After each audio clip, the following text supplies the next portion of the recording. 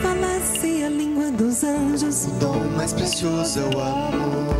se não tivesse amor, de nada serviria. O dom mais precioso é o amor.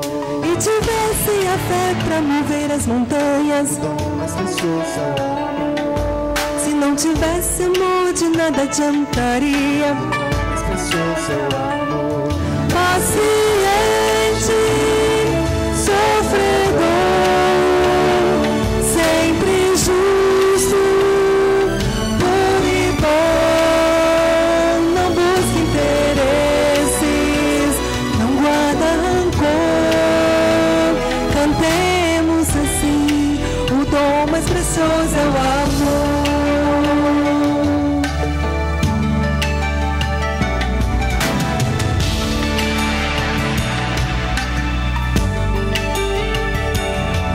Ainda que eu tivesse dom de profecia, O dom mais precioso é o amor. se não tivesse amor, nada eu teria. O dom mais precioso é o amor. Se tivesse os mistérios e a ciência, O dom mais precioso é o amor. se não tivesse amor, nada eu seria. O dom mais precioso é o amor. Paciente, sofredor, sempre justo, puro e bom, não busca interesses, não guarda rancor. Cantemos assim, o dom mais precioso é o amor. Ainda que eu desse meu corpo para ser queimado, O dom mais precioso é o amor. se não tivesse amor, de nada valeria. O dom mais precioso é o amor. Mesmo que eu dessas pobres todos os meus O bens, dom mais precioso é o amor. se não tivesse amor, teria um coração vazio. O dom mais precioso é o amor. Paciente, sofredor, sempre justo, puro e bom, não busca interesses, não guarda rancor. Cantemos assim, O dom mais precioso é o amor. paciente, sofredor, sempre justo, puro e bom, não busca interesses, não guarda rancor. Cantemos assim, O dom mais precioso é o amor. que eu nunca me esqueça. O dom mais precioso é o amor. Seja o amor a canção. O dom mais precioso é o amor.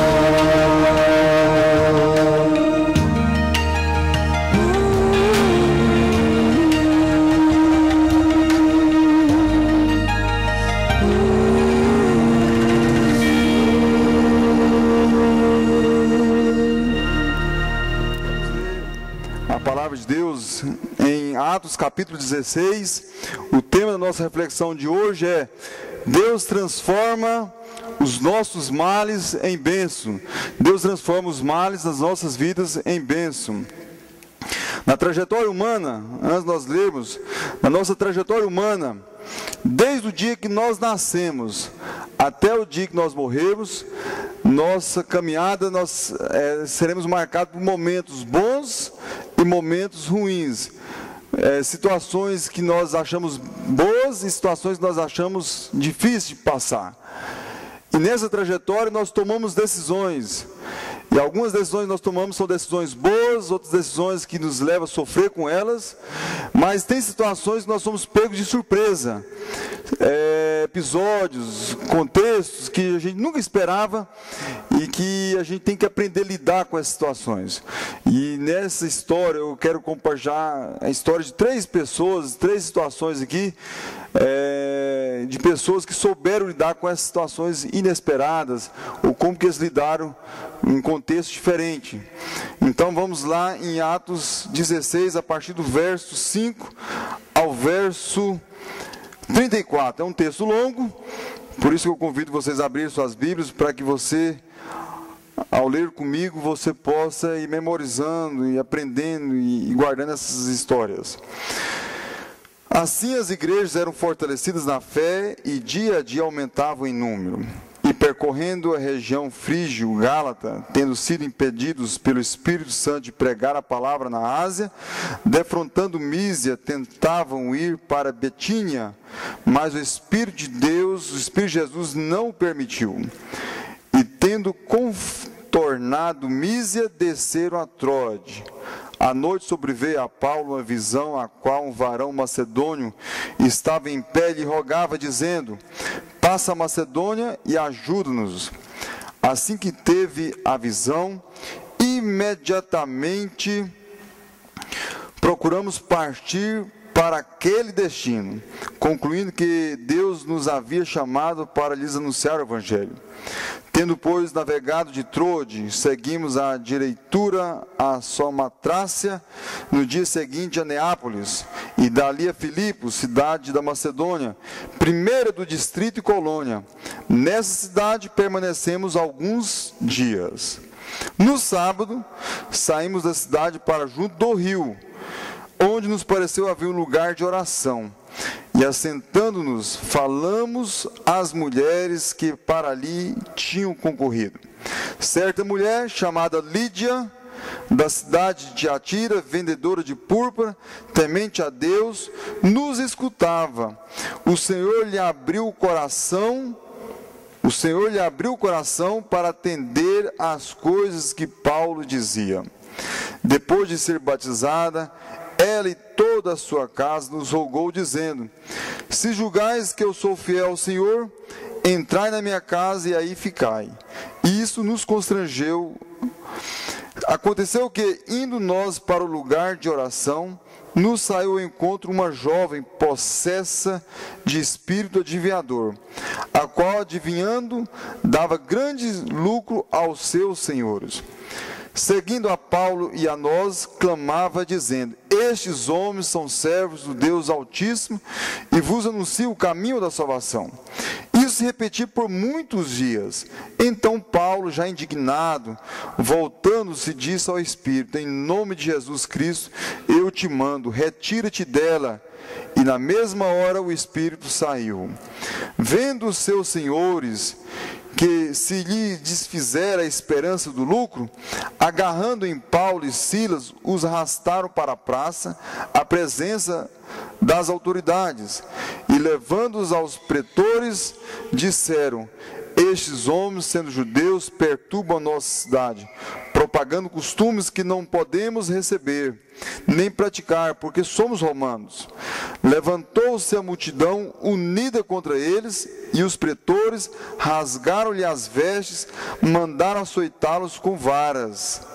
E depois de lhes dar muitos açoites, os lançaram no cárcere, ordenando ao carcereiro que os guardasse com toda a segurança.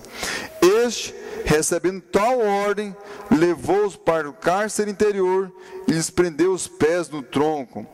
Por volta da meia-noite, Paulo e Silas oravam e cantavam louvores a Deus, e os demais companheiros de prisão os escutavam.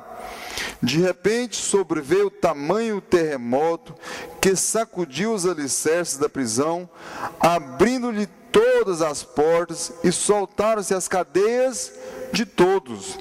O carcereiro despertou do sono e, vendo abertas as portas do cárcere, puxando a espada, ia suicidar-se, supondo que os presos tivessem fugido. Mas Paulo bradou em alta voz: não te faça nenhum mal, todos nós estamos aqui.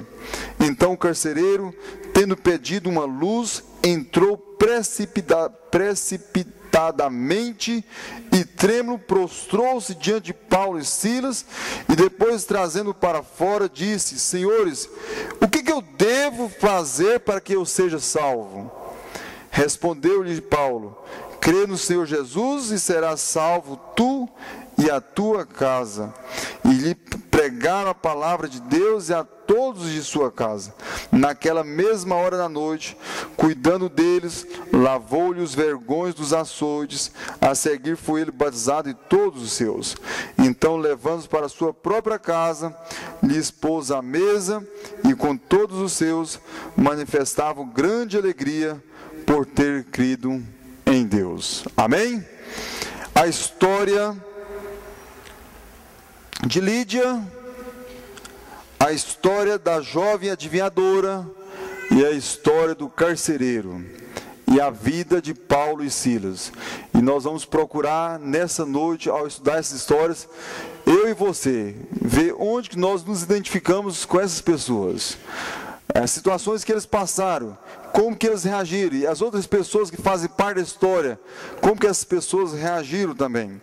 E eu quero começar estudando um pouco o comportamento e a situação de Paulo e Silas. No capítulo 15, há um anunciado da segunda viagem missionária, e o texto fala a separação de Paulo e Barnabé. A primeira viagem missionária, os dois fizeram juntos. Agora, nessa segunda, Barnabé chega em Paulo e fala assim: olha, nós vamos levar João Marcos, nosso companheiro nessa trajetória. Paulo falou assim: olha, não devemos levá-lo. Naquela primeira viagem, ele nos deixou na mão, ele não nos acompanhou. Nós não sabemos o motivo, o que levou João Marcos a desistir daquela viagem. O certo é que Paulo não queria e Barnabé queria levar João Marcos. O atrito entre eles foi tão grande, no versículo 19 do capítulo 15, fala que houve entre eles tal desavença que vieram a separar-se. Então Barnabé, levando consigo a Marcos, navegou para Chipre, e Paulo escolhe Silas como seu companheiro e segue para outro roteiro. Então, a história já vem de uma desavença, de um atrito entre dois grandes homens de Deus. Com certeza isso deixou Paulo triste, deixou Barnabé por outro lado triste. Eles foram colegas que trabalharam bem na primeira viagem, e aquela situação fez que eles rompessem naquele momento. Com certeza os dois estavam tristes, mas não bastasse isso, Paulo, quando começa a sua trajetória, ele planeja, com certeza ele já tinha feito todo um roteiro, ele achou por bem que deveria ir para pregar na Ásia. E quando ele faz toda aquela trajetória, todo aquele roteiro, todo aquele planejamento, o Espírito Santo fala para você: você não vai pregar em Ásia. A segunda situação que Paulo teve que lidar: a primeira de afastar-se de Barnabé, a segunda agora de planejar um roteiro e o Espírito Santo falar que não deveria ser por aquele roteiro. Depois, não bastasse, ele vai caminhando para o lado de Mísia e rumo para Bitínia, mas de novo o Espírito de Jesus não permitiu que ele fosse por ali. E eu fico imaginando situações dessas que aconteceu com Paulo, e situações dessas que acontecem conosco também.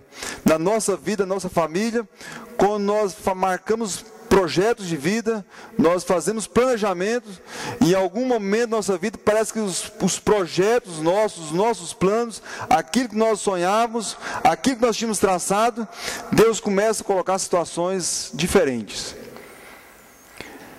Alguns insistem em bater na tecla e vem aquele velho ditado: dar murro em pontas de faca. Outros são sensíveis a entender que a gente deve começar a rever os nossos projetos, os nossos planos. E Paulo, ele foi uma dessas pessoas com Silas que eles foram sensíveis.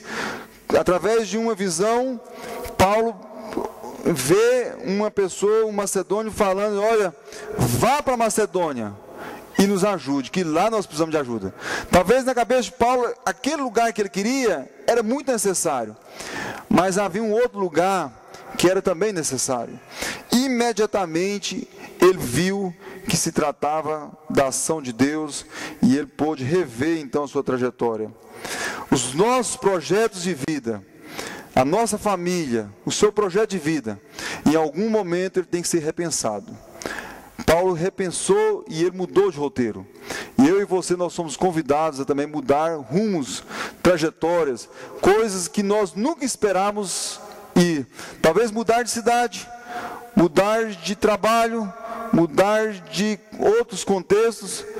E são situações tão fortes, inesperadas, e que nós temos que estar aptos e preparados e encarar mudanças nas nossas vidas. Paulo ele foi receptível a essas mudanças. A segunda situação, exemplo, lição que nós tiramos na vida desses dois homens, é a vida de oração e as oportunidades que eles tinham de anunciar o Evangelho. E a primeira episódio que mostra isso é quando eles vão, depois que eles mudaram o roteiro, agora eles vão para Filipos, primeira cidade da Macedônia. E ali eles chegam no sábado e eles queriam ter um momento de oração. Naquela cidade ainda não tinha uma igreja, não tinha uma sinagoga, algum lugar que eles pudessem reunir para oração. E eles então vão para a beira de um rio. E era costume naquele lugar as mulheres frequentarem ali talvez para lavar roupa. Eu acredito que seja isso. Não sei se tem outra ideia aí. Eu acredito que fosse. Elas iam lá, não tinha tanquinho na época, não tinha lavadora, tinha que ter o rio. Então elas foram para a beira do rio. O texto não fala. Mas ali, quando Paulo e Silas foram para aquele lugar orar, haviam muitas mulheres. Mas de todas as mulheres, havia uma diferente das demais. E essa mulher era Lídia. E ela foi sensível à pregação. E ela abriu o seu coração para as coisas de Deus. Mas o que eu quero chamar a atenção de vocês agora em Paulo e Silas é a importância que eles davam à oração.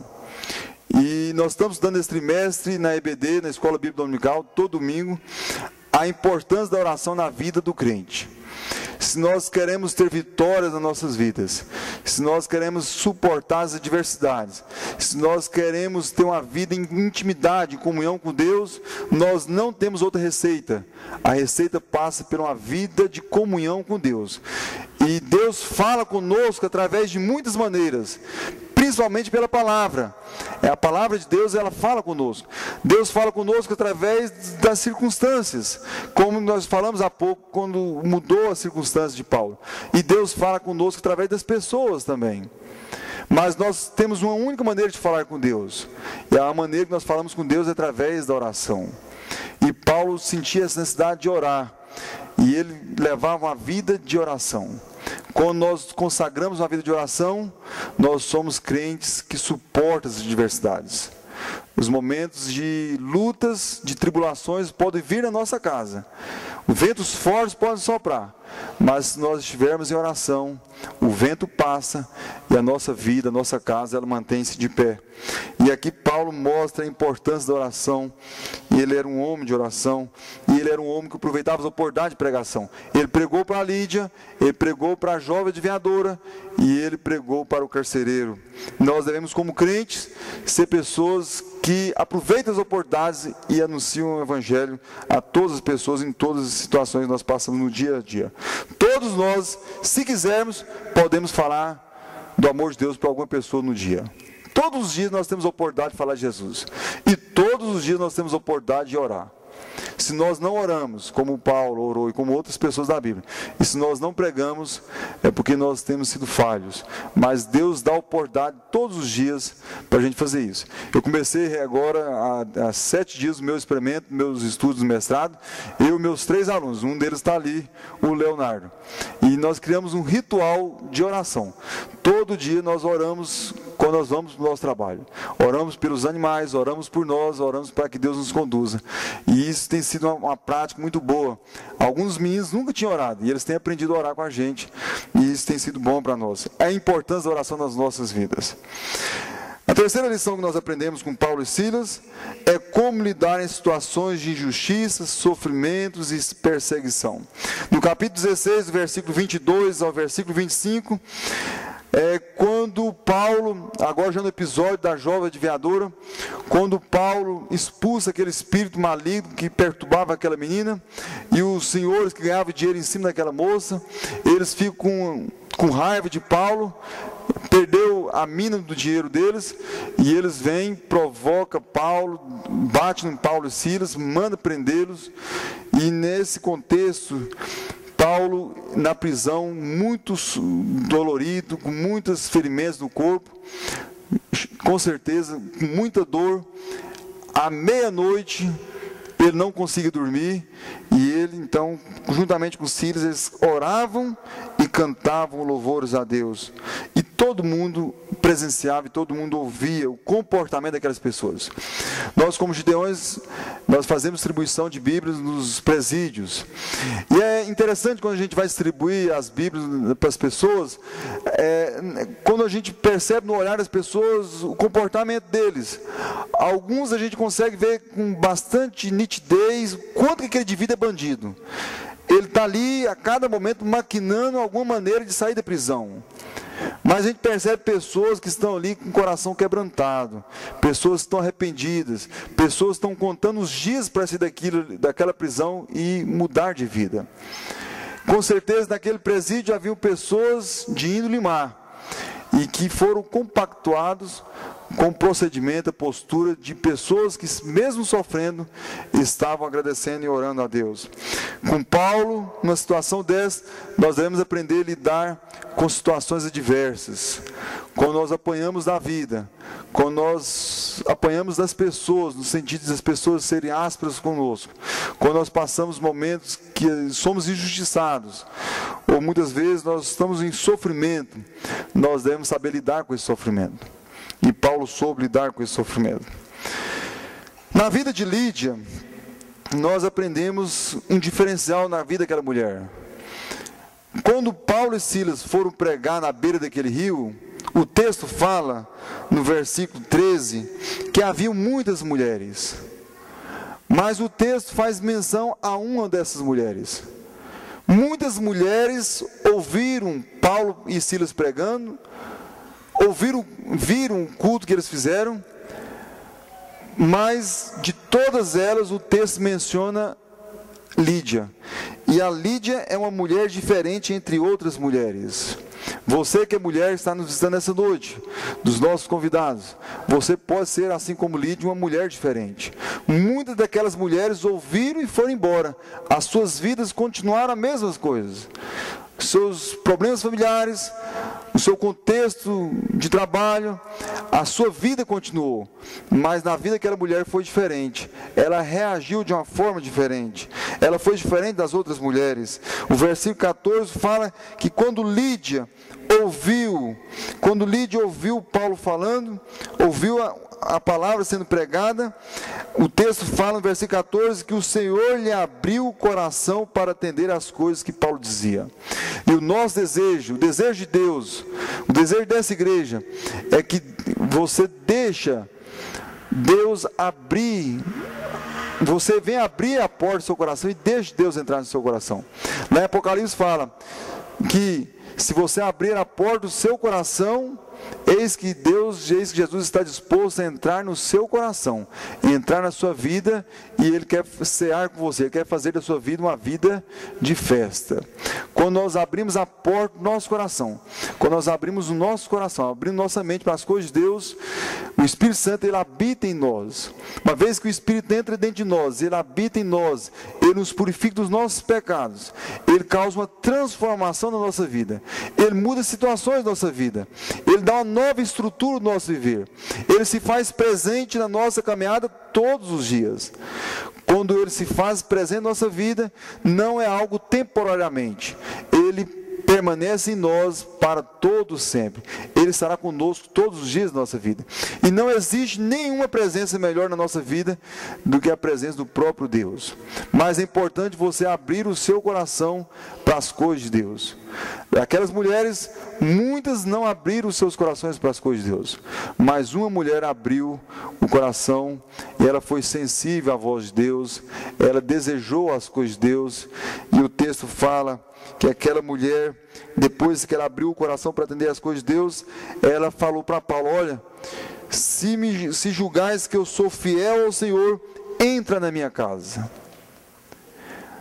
Quando nós queremos as coisas de Deus, nós deixamos Deus entrar na nossa casa. Entrar na nossa casa significa entrar na nossa vida e entrar de fato dentro do nosso lar. Quando Deus entra no nosso lar, Ele muda, para aquela que é mulher, muda o seu esposo. Aquele que é o esposo, Deus muda a sua esposa. Quando Deus entra no nosso lar, Deus muda os nossos filhos. Porque há a bênção de Deus na nossa casa. Quando nós deixamos Deus ser o rei do nosso lar, Deus é capaz de transformar em água para vinho a nossa casa.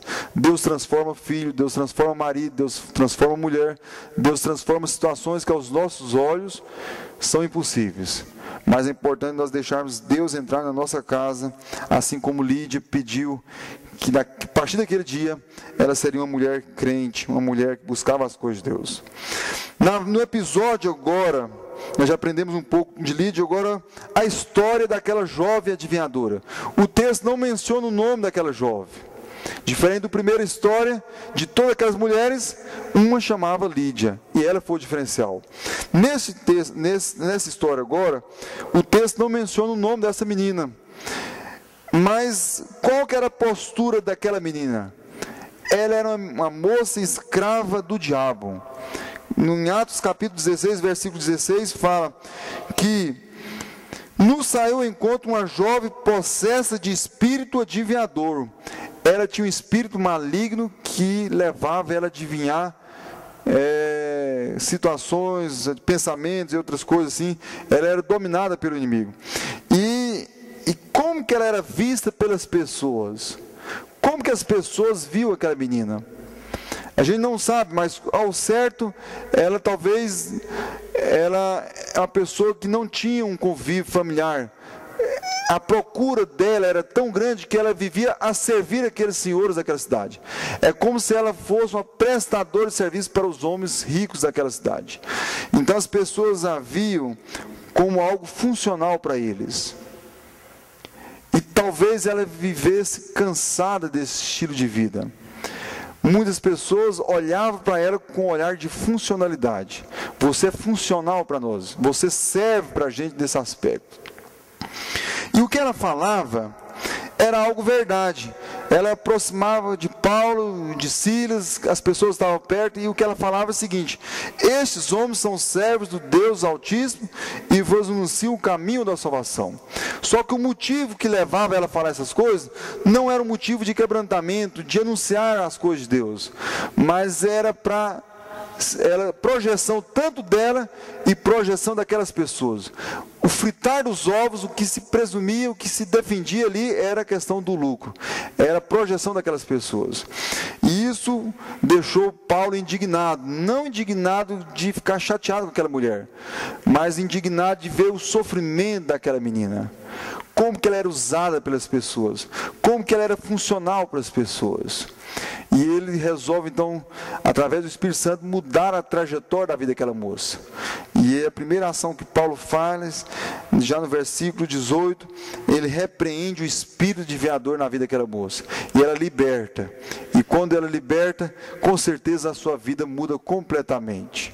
O texto não menciona o que foi dessa moça para frente, como foi o viver dela, mas a sua vida mudou completamente. Ela já não vivia a serviço daqueles homens, ela já não era funcional para aquelas pessoas, ela foi abandonada por aquelas pessoas.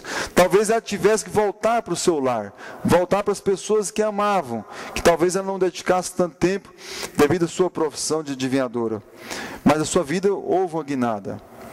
E aqueles homens que só pensavam em dinheiro, eles ficam chateados ao ponto de darem muitos açoites em Paulo e Silas. Nessa história, nós podemos aprender algumas pessoas que ficam chateadas com o Evangelho, ficam nervosas, pessoas que ficam... Eu conheço muitas pessoas que quando a gente vai falar das coisas de Deus, isso deixa o indivíduo com muita raiva, com muito ódio, com muito ressentimento, alimenta-se um ódio tão grande das coisas de Deus, e tem a postura da mesma forma que esses homens, porque o Deus dessas pessoas é um Deus material, são projeções, são os seus estilos de vida. Mas tem outras pessoas que têm a oportunidade de ter encontro com as coisas de Deus e serem libertas. E você que está nessa noite aqui conosco, visitando a nossa igreja, você tem a oportunidade também de ser liberto daquilo que o inimigo tem escravizado na sua vida. Algumas coisas que você tem tentado superar, mas sozinho não tem conseguido. O inimigo, a Bíblia fala que a função do inimigo é nos matar, nos roubar, nos destruir. O inimigo usa vícios, usam situações, pessoas para nos escravizar. Talvez você esteja cansado de ser funcional para as outras pessoas, de não ser amado pelas pessoas. Enquanto você é útil para aquelas pessoas, as pessoas apostam em você. Mas você está cansado de sofrer por carência afetiva, de saber que as pessoas só olham para você porque você é funcional para elas. Mas tem alguém que pode olhar para você com um olhar diferente. Tem pessoas que olham para você com interesse, mas tem alguém que pode olhar para você com um olhar de amor, de carinho, de transformar a sua vida. Aqueles homens, eles não preocupavam com a vida daquela moça. O único interesse que eles tinham é de pagar para ela o seu serviço. Mas aqui encontrou um homem, através da ação do Espírito Santo, que queria mudar a história daquela menina. E assim como Paulo viu naquela moça uma escrava que precisava ser liberta, Deus também quer olhar para você no sentido de libertá-lo dos seus pecados, libertar da escravidão do pecado na sua vida. Tenta imaginar agora aquilo que tem escravizado em você, aquilo que tem te prendido, tem afastado você das coisas de Deus, aquilo que você não consegue romper. Mas em nome de Jesus, o texto fala, em nome de Jesus Cristo, todo espírito mal pode sair da sua vida, a partir do momento que você dobra o seu joelho, a partir do momento que você confessa seus pecados, a partir do momento que você tem independência das coisas de Deus e que você clama pelo nome de Deus. A outra história que nós podemos compartilhar aqui também é a história do carcereiro. Quando Paulo e Silas foram presos por causa daqueles senhores, por causa daquela moça que foi liberta, e aqueles senhores chegaram naquele carcereiro e falaram assim: olha, você tem uma missão muito árdua, esse homem não pode sair da cadeia. E levou ele para um lugar mais, vamos dizer assim, mais profundo da cadeia, talvez lá num lugar mais baixo, não é isso? Lá no subsolo mesmo, ainda prenderam os dois com correntes no tronco, e eles ficaram ali presos, e o carcereiro lá em cima. Essa relação de preso e carcereiro é uma relação de, ora a gente vê isso muito também, a gente consegue ver carcereiro sendo amigo de preso, mas a maioria dos presos tem ódio dos carcereiros. A gente não sabe o que passava na relação daquele carcereiro com aqueles presos. Se era um carcereiro mau ou se era um carcereiro que tinha boa relação com os presos. O certo é que naquela noite, naquela prisão, as coisas aconteceram de uma forma diferente. Não se ouviam tarde da noite pessoas cantando felizes por ter apanhado o dia inteiro. E ali aqueles presos e aquele carcereiro presenciam isso. Mas eles não esperavam o que ia acontecer.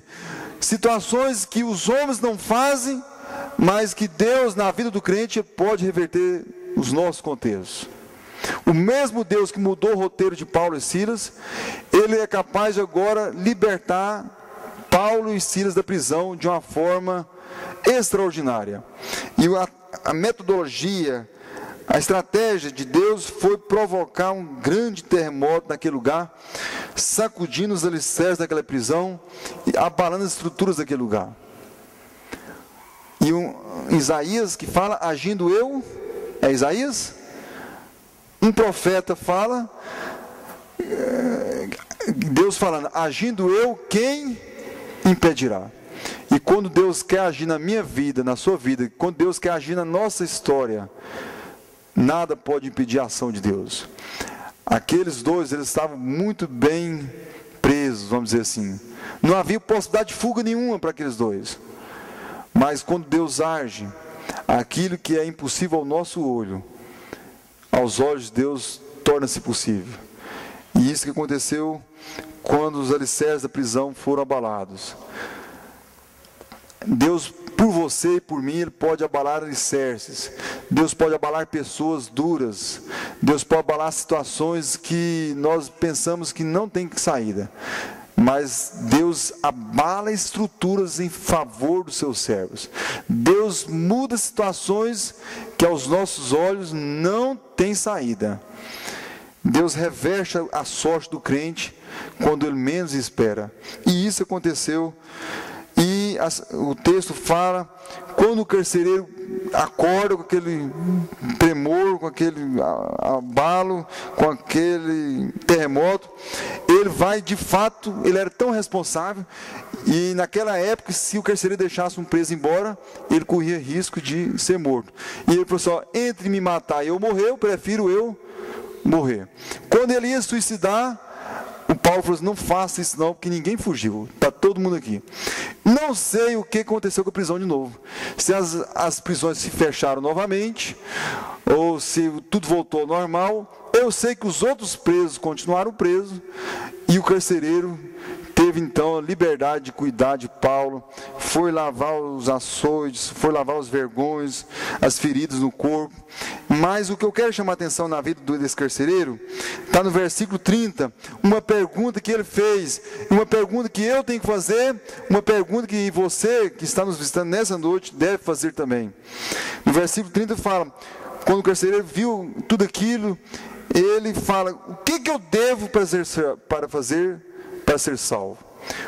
O que eu devo fazer para ser salvo? Essa mesma pergunta foi feita por uma outra pessoa na Bíblia. Vocês estão lembrados? Aquele jovem rico, quando ele teve a oportunidade de encontrar Jesus. E a primeira pergunta que ele fez ao encontrar Jesus foi, o que eu faço para herdar a vida eterna? Jesus falou assim para ele, segue todos os mandamentos. Qual foi a resposta dele? Eu já faço isso desde o meu tempo de criança. Entre outras palavras, ele era um bom rapaz, era uma pessoa de uma boa conduta na sociedade, uma boa moral. As pessoas admiravam aquele menino. Aparentemente era uma pessoa que só trazia benefícios para a sociedade, mas ser bom não basta. Precisava mudar a vida daquele rapaz. E aí Jesus então lança um segundo desafio para ele. Vai, vende tudo que tem e me segue. E nessa hora ele vazou, ele pulou fora. E não que Jesus fosse contra as riquezas, mas Jesus chegou num ponto crítico. Jesus colocou aquele rapaz em xeque-mate. Aquele rapaz, ele tinha que tomar a decisão naquele momento. Quem seria o Deus da vida dele? Qual seria o seu grande amor? E se Deus não for o nosso grande amor, não vale a pena a gente viver.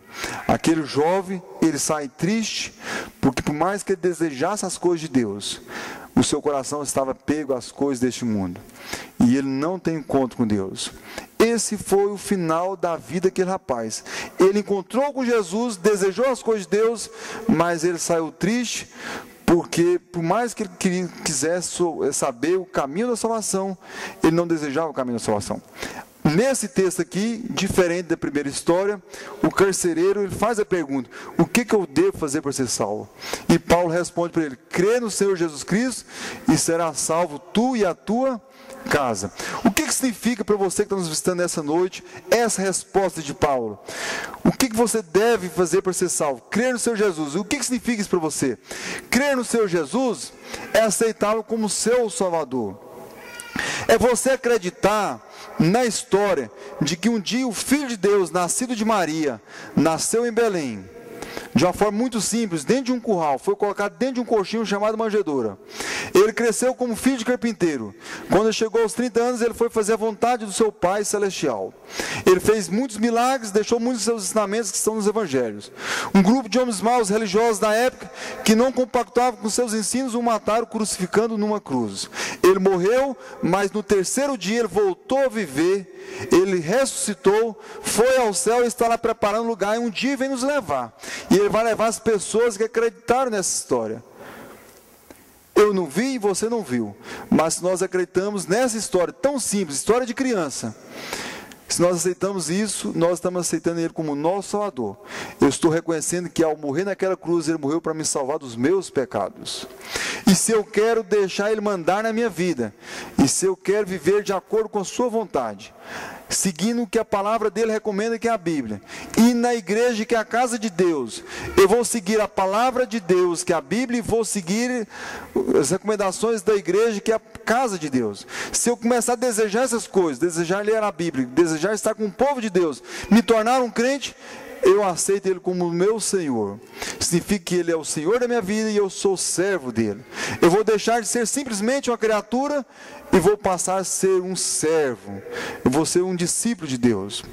Isso significa crer no Senhor Jesus. Nada mais. Se você fizer essas duas coisas, se você morrer hoje ou qualquer momento, você estará com Cristo para sempre no céu. O céu é um lugar maravilhoso. Não há dor, não há tristeza, não há angústia, não há pobreza, não há aflição, não há tristezas. E lá no céu o Senhor há de enxugar todas as nossas lágrimas. E no verso 34, a última lição que nós tiramos nessa noite é a resposta desse carcereiro. Quando ele aceita Jesus como Senhor do Salvador de sua vida, e ele passa a ter alegria por ter crido nas coisas de Deus. Eu nunca vi um crente que em algum momento da sua vida tenha aceitado Jesus Cristo como Senhor e Salvador, hoje confessa que é crente e fala assim: eu estou arrependido de ser crente, eu sou triste porque sou crente. O povo de Deus é um povo alegre. O povo de Deus demonstra alegria de ser crente. Tem alegria de estar na igreja. Tem alegria de falar com Deus. Tem alegria de deixar Deus falar com ele. Nós somos um povo cuja marca diferencial nós com a sociedade, que nós somos um povo alegre. O mundo pode ter momentos de alegria, mas o crente, não importa a circunstância, ele é uma pessoa alegre. Se você deseja alegria na sua vida, se você deseja paz no seu coração, você não consegue alcançar essas coisas se não for por Deus. Ele é a fonte da paz. Ele é a nossa paz. Ele é a razão da nossa alegria. Ele pode tirar a sua vida de uma vida de tristeza e restituir na sua vida uma vida de alegria. Eu convido todos a fecharem seus olhos, a baixar as suas cabeças. E eu quero, finalizando, trazer uma palavra aos irmãos da igreja, aos crentes, que nós devemos aprender com Paulo e Silas, que nós devemos ser sensíveis às mudanças de Deus na nossa vida. Em Filipenses capítulo 4, versículos 11 e 12, o mesmo apóstolo Paulo diz: eu aprendi a viver contente em toda e qualquer circunstância. Tanto ser estar humilhado, como também ser honrado. De tudo e em toda circunstância já tenho experiência, tanto de fartura como de fome, assim na abundância como na escassez. O crente tem que aprender a viver momentos de vales e de montanhas.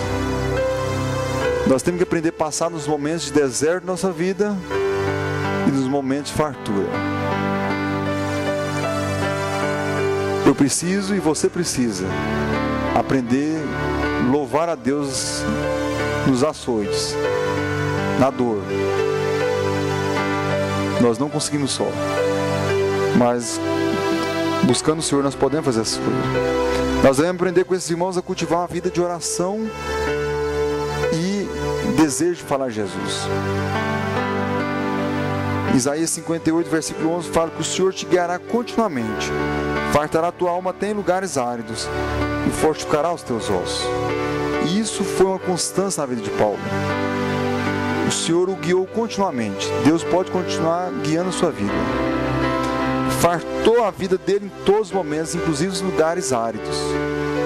Deus tem fartado a minha casa e a sua casa nos momentos áridos. E Ele tem fortificado a nossa vida. A nossa saúde só depende de Deus. Você que é amigo visitante nessa noite, você pode agir como Lídia, abrindo o seu coração para as coisas de Deus. Você pode ser como aquela jovem, liberta pelo sangue de Jesus. Deixe Jesus libertá-la dos seus pecados. Deixe Jesus libertar daquilo que você tem sido escravo.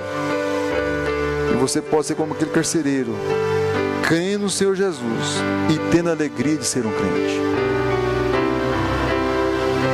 Esse convite que eu vou fazer para você agora não é meu, mas é um convite de Deus para a sua vida. Agora é uma relação entre você e Deus. Lídia ouvia a palavra que Paulo anunciava. Hoje você está ouvindo. Você quer aceitar Jesus Cristo como o Senhor e Salvador da sua vida? Você quer abrir o seu coração como Lídia abriu? Você quer ser liberto pelo sangue de Jesus? Você quer crer no Senhor Jesus Cristo como que o carcereiro fez? Se você quer fazer isso, levante uma de suas mãos. Com esse gesto, você vai estar falando: eu quero fazer de Jesus meu grande amigo, meu conselheiro. Eu quero andar com ele daqui para frente. Eu já vivi minha vida até hoje acreditando nas coisas de Deus, confiando em Deus, sabendo que Deus me ama. Mas daqui para frente, eu quero que seja diferente. Eu quero relacionar-me com Deus. Você quer aceitar Jesus Cristo como Senhor e Salvador? Levante uma de suas mãos. A Bíblia fala: aquele que me confessar diante dos homens, eu o confessarei diante do Pai. Não há motivo de você ter vergonha, porque você não está fazendo compromisso comigo, você está fazendo compromisso com Deus. Mas precisa ter coragem. Lídia teve coragem de deixar Deus entrar na sua vida. Aquela jovem foi liberta. O carcereiro levou Paulo para sua casa. Você hoje pode levar para a sua casa, para o seu lar, a paz que só Deus pode dar. Mas só depende de você.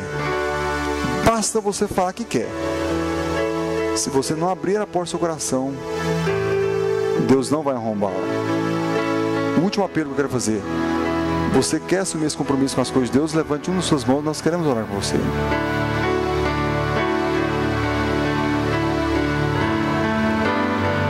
Pai de amor, nós queremos ser guiados pelo Senhor. Mesmo nos sofrimentos, mesmo nas mudanças de trajetórias, mesmo nas situações inesperadas, porventura possa vir na nossa vida. Oh Deus, nos ajude a louvar o Teu nome, nos ajude a glorificar o Teu nome, nos ajude a estar no centro da Tua vontade. E é que as pessoas que estão conosco nessa noite, ao ir embora para suas casas, o Teu Santo Espírito que converte as pessoas, é o único que tem o poder de converter as pessoas, possa sensibilizar os seus corações. Aquilo que nós não falamos, o Senhor complete. Nós pedimos isso em nome de Jesus.